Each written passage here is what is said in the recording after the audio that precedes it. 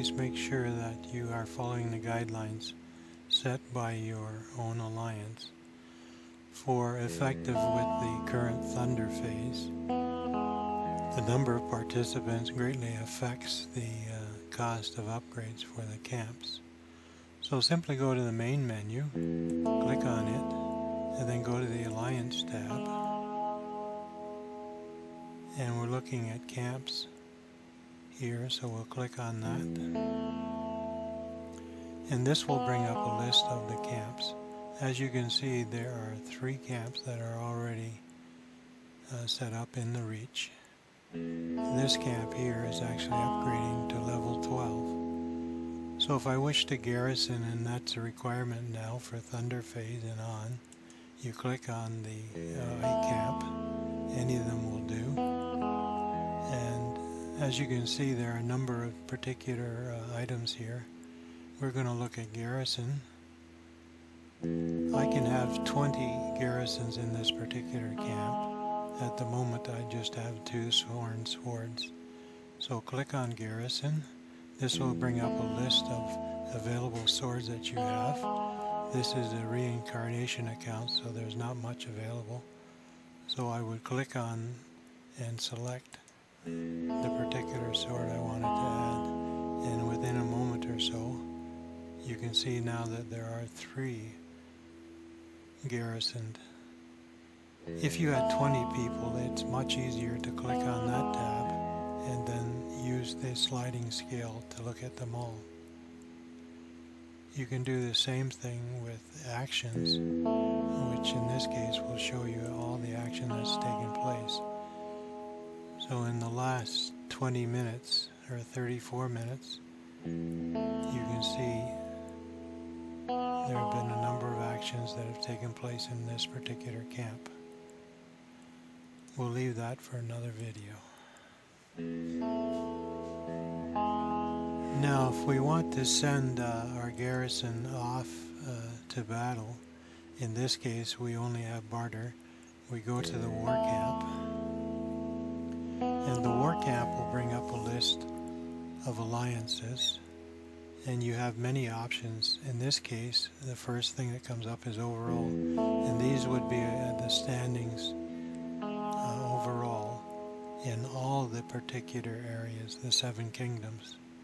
We're building in the Reach, and that is found here in this tab.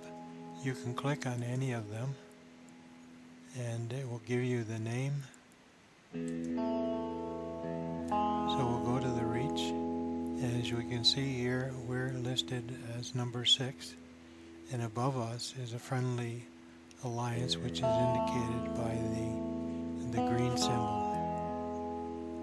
Now, as I said previously, we want to do some bartering, and I'm going to do that from the top alliance, because there's more silver that can be won and a greater chance of getting a spoil in terms of a barter. As you can see here, they have 3 camps. It's a fairly large garrisoned camps, which is why they're number 1.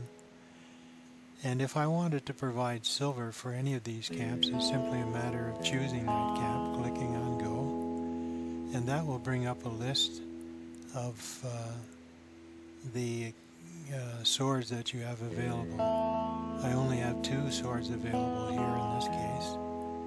This one only has a barter or a trade of 5, and this one is 1. So I'll select the number 5. I'll go to trade and click on barter. And simply hit go.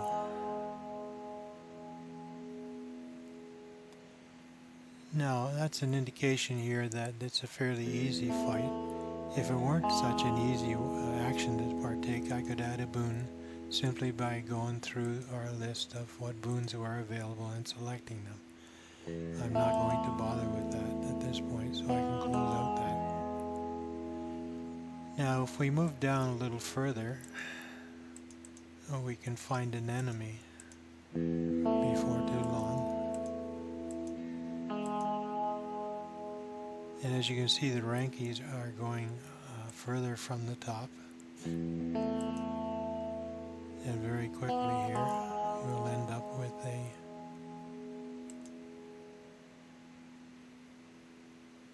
a red indication, which is enemy. Now for any of these alliances, you can click on the alliance itself. That gives you some information about the alliance. In this case, there's 51 members, and who knows how many of them are active. If you have a friend in one of those alliances, you can actually go through, cycle through and see them all. Now if I wish to send an attack here, I simply click on the go, and again I have 3 choices. In this particular alliance, there are no garrisons in any of them, so there's really not too much of a choice as to which one you want. So if I clicked on go for this last one,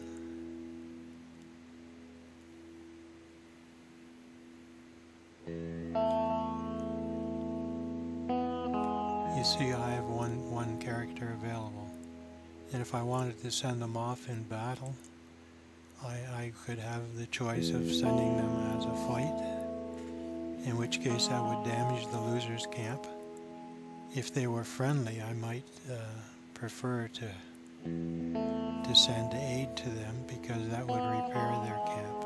But this is an enemy, so I either have a choice of fighting them or harassing them. If I select harass, that means I would deplete their silver. And if I had selected a fight, I would simply damage their camp. So if I decided I was going to harass them, I selected the sword, and I simply hit go. And away I would go. Again, the boon would come up to indicate if that's what I wanted to do. Since this is a very low battle action figure, I'm not going to send them away.